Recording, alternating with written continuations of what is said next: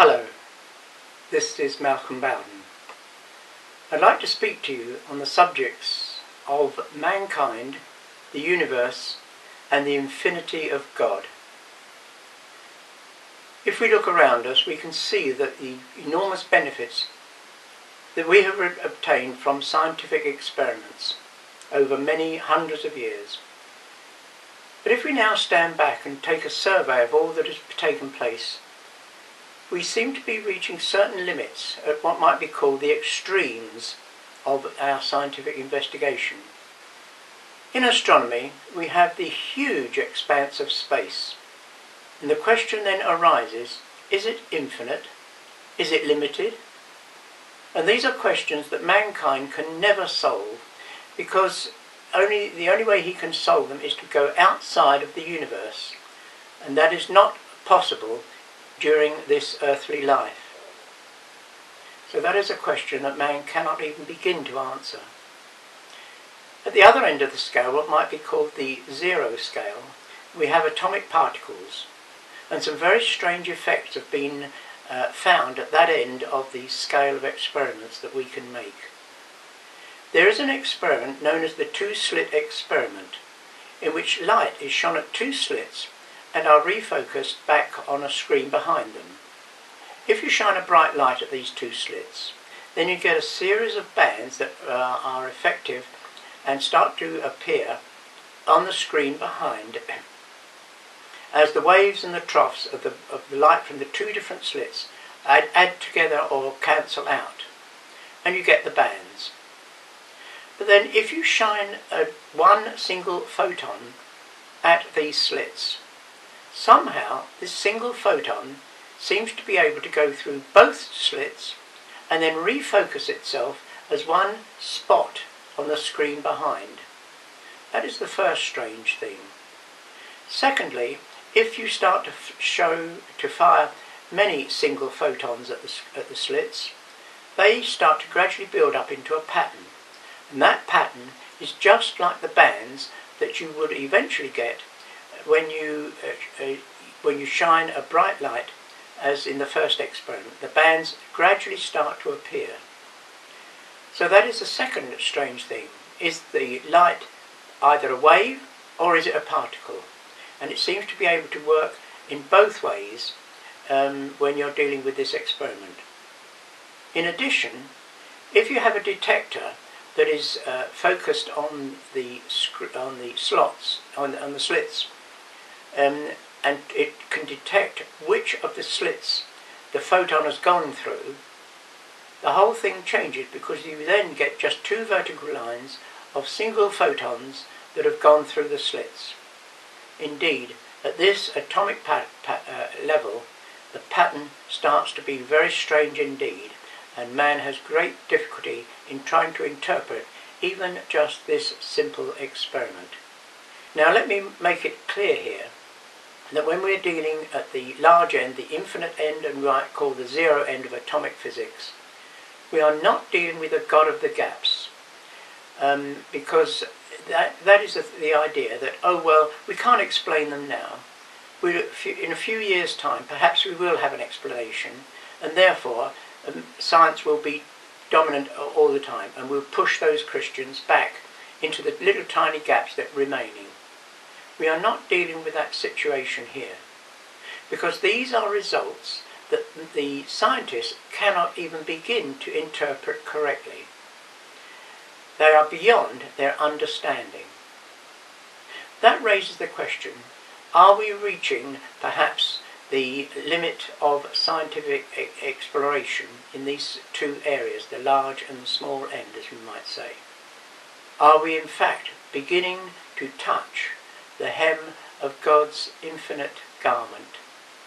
If so, we need to be very careful in our approach to the limits of the infinity and the zero that we find in nature. Interestingly, a parallel can be found in mathematics. It's very easy for me to prove that 3 equals 4, if you'd like to follow in the next few steps. 3 divided by 0 equals infinity. 4 divided by 0 equals infinity. Now infinity equals infinity. Therefore, 3 over 0 equals 4 over 0. Multiply both sides by 0 and cancel out the zeros that are on each side, and you finish up with 3 equals 4. Now notice what we have done.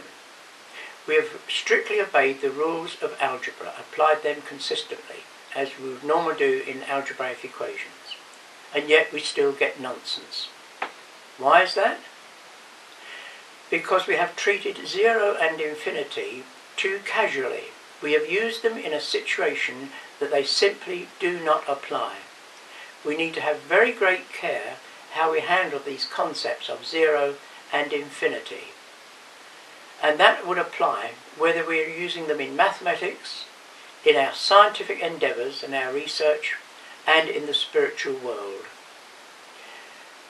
You see, many people simply do not believe that God could possibly create this world in 7 days.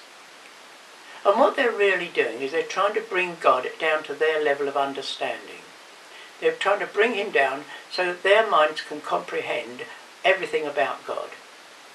But God is surely above our understanding, and he has set limits to human knowledge. There are 2 passages in the Bible in which God refuses to answer man. Job had suffered many serious problems, and in despair he turns to God and asks in chapter 31 verse 35, "Let the Almighty answer me." And then in chapter 38 verse 4, God thunders back at him and says, "Where were you when I laid the earth's foundations?" Similarly, in Romans 9, in verses 10 to 18, we read that Paul shows us that God has the right to choose whom he will bless. And then we get to verse 19, where he says, "One of you will say to me, 'Why does God still blame us?' And then he answers that, 'But who are you, O man, to talk back to God?'" God has made it very clear that this is his world and he is running it his way.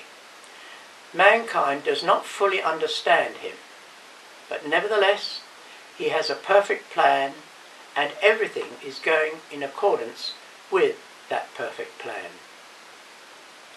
In the Westminster Catechism, Shorter Catechism, there is a definition of what it says, what is God?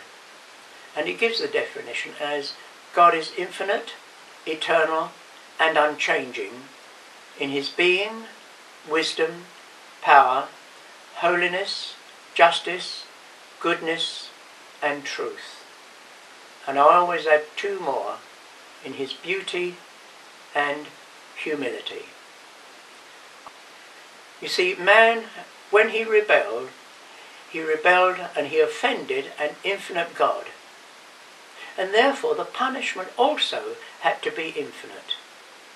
Man could not pay, indeed he was dead in his trespasses and sin. And therefore it took the second person of the Trinity, also a perfect God, it took him to pay this infinite punishment in our place. And to those who accept Christ's death as sufficient to restore man's relationship to God, which was broken at the fall, then God promises that he will know freedom and joy in the here and now. And he also promises that with his infinite power, he will ensure that they will be with him for all eternity. I hope you found that interesting. Thank you for listening.